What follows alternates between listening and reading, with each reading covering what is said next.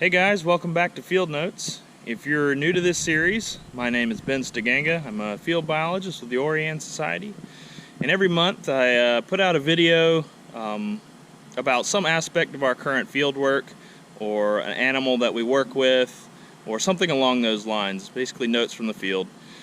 And this month I wanted to talk about a project that just happened back in August, and it was a tortoise relocation project. Now that's something we don't do very often, but there was a small property that was going to be developed, and through coordination with DNR, we were contracted to capture the tortoises and move them to our property, the Orianne Indigo Snake Preserve. So for this month's video, I thought I'd take you along as we complete this project, and along the way show you how gopher tortoise relocations work here in Georgia. So what we've done, we scoped all these burrows out here on the property. We estimate that there are probably 3 adult gopher tortoises here.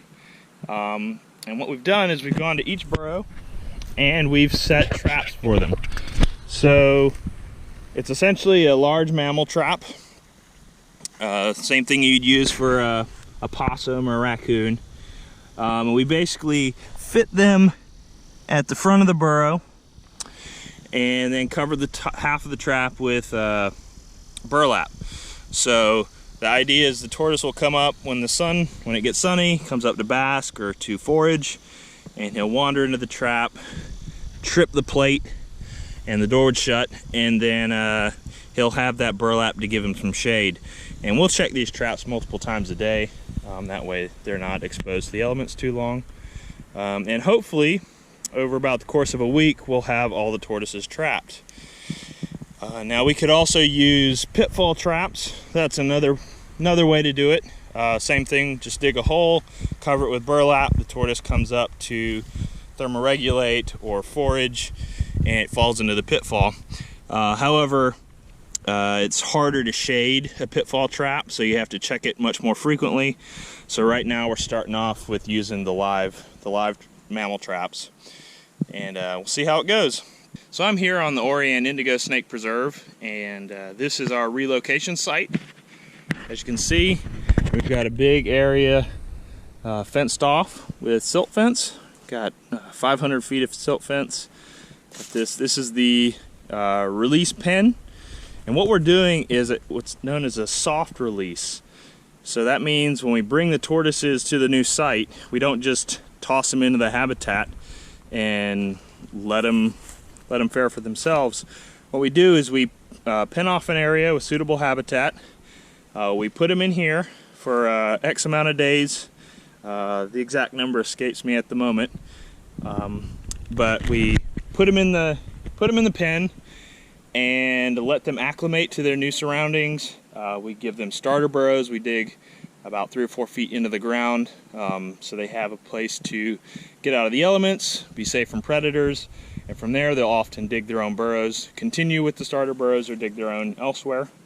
And then we give them X amount of days to acclimate, and then after that time is expired, we'll pull up the fence, and they should be less likely to wander. They should kind of stay put, establish this as their new home range, and be integrated into the existing population. So this is our pen. I still need to do a little bit of work burying some of the silt fence and sand, but it's almost ready to go, and hopefully we'll have some tortoises in here in just a day or two. So I went back out yesterday evening and checked traps. None of the tortoises have been up yet, but I'm back out here today, and look what we've got here. Got a big gopher tortoise in this trap. As you can see, he's actually got a really big tick right there on his nose. That's the gopher tortoise tick. It's a tick that primarily just feeds on the gopher tortoise. It specializes on the tortoise. That's pretty cool. So we're gonna take this guy back to our preserve, and we're gonna release him in the soft release pen. But I'm gonna go check the rest of these traps, see if we have any more. So as you can see here behind me, I just finished digging a couple starter burrows in the release pen, and what this does is it allows the tortoise, as soon as we release it, to be able to get out of the sun, get it out of the elements, be safe from predators.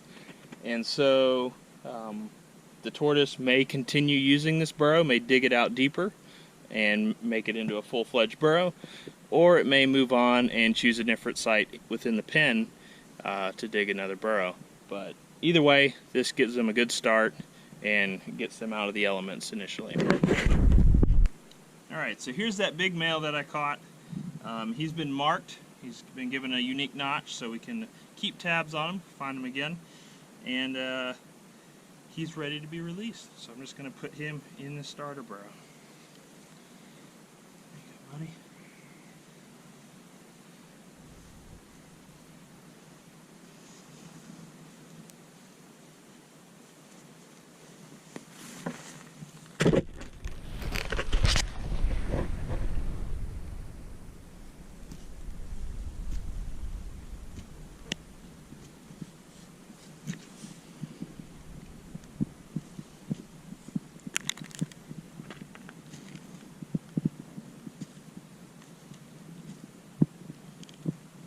Look who we got. One more tortoise. Another good-sized male, and he's ready to go into the pen.